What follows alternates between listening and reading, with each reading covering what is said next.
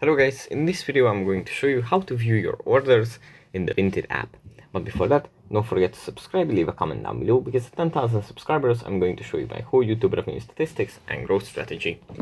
So without further ado, let's just jump right into it. First we have to open up the Vinted app, and here it opens up in the home menu where we have some suggestions, where we have our brands.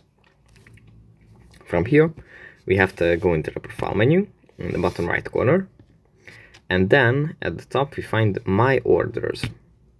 If we tap on this, then we can view the list of orders that we have placed or delivered, and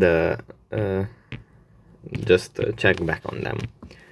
So for example, if we have delivered an order and we want to check back on what article have we sold, we can do it here.